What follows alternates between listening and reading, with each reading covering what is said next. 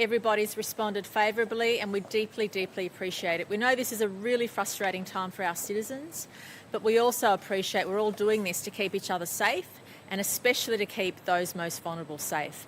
As I mentioned yesterday, today our health authorities are focusing on those areas where there has been outbreaks or clusters and ensuring there is more testing done in those areas.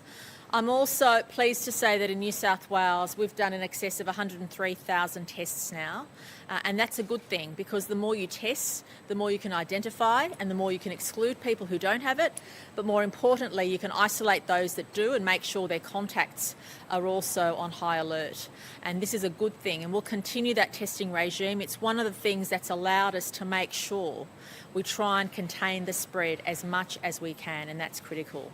We also appreciate that, given what's occurred around the world, that the supply of medical equipment isn't what it used to be. New South Wales relied on many different sources of equipment, including many sources from overseas, which no longer exist or have been massively disrupted. And so today, I'm calling on the great people of our state, those great business people, those manufacturers who are able to retool, to consider retooling, to help supply those additional things we'll need in coming months, whether it's sanitisation, sanitisers, whether it's medical equipment, and a whole host of other things which our hospitals will rely on in the coming months. And we say this because we have confidence in the people of this state. We know already that many companies have started retooling. Many companies that used to construct other things are now building bottles or actually converting their product to sanitisers. So we know that's already occurring, but today we formally start the process. And this morning, businesses can log on, or any individual who need support in retooling or would like to explain what they're doing in retooling can simply go onto newsouthwales.gov.au, and there's a special portal for them with information on the types of products we'd like to see manufactured in New South Wales, the types of jobs we'd like to see created in New South Wales, and how we can support them in doing that. So again, if you go to newsouthwales.gov.au, you're a business person or a manufacturer or someone who has some intelligence on what we might be able to do in New South Wales, you can do it through that portal. But again today, my message is to thank everybody for their cooperation, to thank everybody and appreciate the frustration everyone's going through, but also say to everybody, we're deeply grateful for the cooperation, but we have to remain vigilant. Do not look at the number of cases and whether they're up or down on a day, because it doesn't take long, it doesn't take much for things to get out of control. At this stage, we are still to an extent controlling the spread, containing the spread, but we know we can't do that forever, because this virus is virulent. It spreads really, really quickly and very unfortunately too effectively. And therefore we have to maintain our vigilance. We can't let our foot off the pedal. We can't relax. And I know that's a difficult thing to say when so many families now are struggling with the new arrangements and adjusting their own lives, and we're grateful for that. But the important thing to remember is that we're all in this together. All of us are having to adjust. All of us are having to do things in a different way, but it's to keep everybody safe. What I intend to do now is ask Commissioner Fuller to give an update on the issues he's responsible for. Then Dr McAnulty will give us an update on the cases and the situation in New South Wales. And then I'll ask Minister Ayres to explain a bit about the retooling efforts and initiative we're launching today. Thank you. Good morning. Thanks, Premier. Acknowledged Minister Ayres, Dr McNulty. Good morning. The airport operation continues. We've seen some 3,000 Australians repatriated into New South Wales, and they are currently in hotels in isolation. We've got approximately another 700 people coming in today. I spent most of yesterday reviewing our processes around health, welfare and security, and over the next 24 hours we will certainly improve those. I know there's people who are posting on social media their dissatisfaction.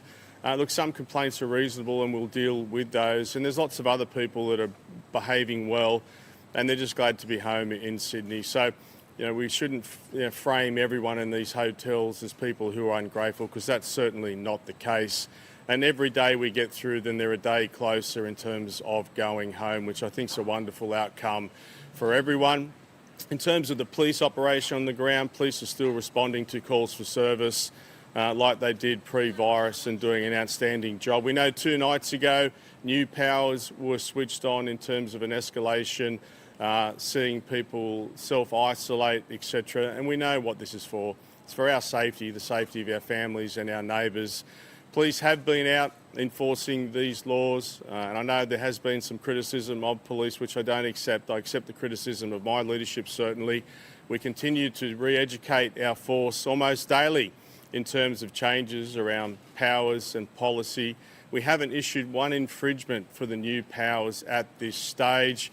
I've asked police to show a high level of discretion. I've mentioned this yesterday and the day before. Our power of discretion is one of our most powerful powers, and we'll continue to use that. I'm not suggesting we won't write a ticket to someone or a business owner. Self-isolation is still important for all those that return from overseas pre-Saturday night, and we issued a ticket to someone for that yesterday. But again, I would ask that the community continues to work with us. We understand these changes can be difficult, particularly with our culture, to readily get, and we'll continue to work and give you our best advice and guidance. I know there will always be what-ifs that will be challenging, but the message is simply around small numbers are safe, which is 2. Stay home when you can. If you need to go to work, please continue to work. It is so important for our economy long term. If you need medical assistance, pharmacies, doctors, your hospital, you can leave. If you need food, you can leave. If you're driving home and you need a takeaway coffee, there's nothing wrong jumping out the car and grabbing a coffee. Just don't sit down and have it there. And I'm sure most people aren't doing this in a malicious way. It's just our lifestyle. But we need to continue to be reminded that what is safe is being at home at the moment unless you have to work. Thank you. Good morning. I'm Dr. Jeremy McAnulty from New South Wales Health. I'd like to give you an update on the numbers. So to date, at 8 o'clock last night, we've had 2,182 confirmed cases in New South Wales. This includes 150 new cases confirmed yesterday. In total, we've tested 103,361 people and who've been excluded.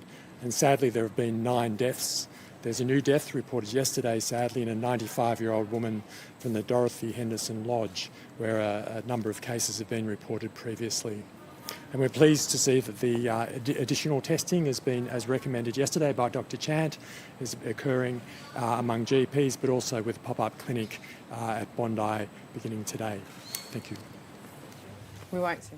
All right, I mean, that's interesting, those numbers there. It has jumped in the past 24 hours, 150 new cases. That's up from 127 the previous day. But what is interesting, we know that there's now going to be a pop-up clinic at Bondi because I think there is a cluster there involving backpackers. We're not seeing that reflected in the numbers as yet. Yeah, so when they called, the call to arms yesterday was, OK, they're going to be more testing. We raised the point yesterday that if there are fewer tests, there are fewer cases. So the call to arms yesterday was for more testing. That would have happened yesterday. We won't have the results of that possibly for a couple of days. So this is why they say that number, we're not sure where it's tracking at the moment. So just because it goes down or rises or raises slightly, it doesn't really give you an overall accurate reading on how things are trending at the moment. So you have to be careful with that. Gladys Berejiklian also calling on businesses. It was effectively a call to arms for businesses across the spectrum in terms of medical supplies is really interesting as well. Probably gives us an indication of where we're going to be in a couple of months too. I mean, we're locking down here for a couple of months. Yeah. There's no doubt that this is a battle that's going to take a couple of months. So. Which is why I think when we're sort of talking about flattening the curve can be really unhelpful, that language, because I think people then become complacent and think we're getting on top of it. Yeah. And we're not. I think is fair to say the peak is still some time away. It is.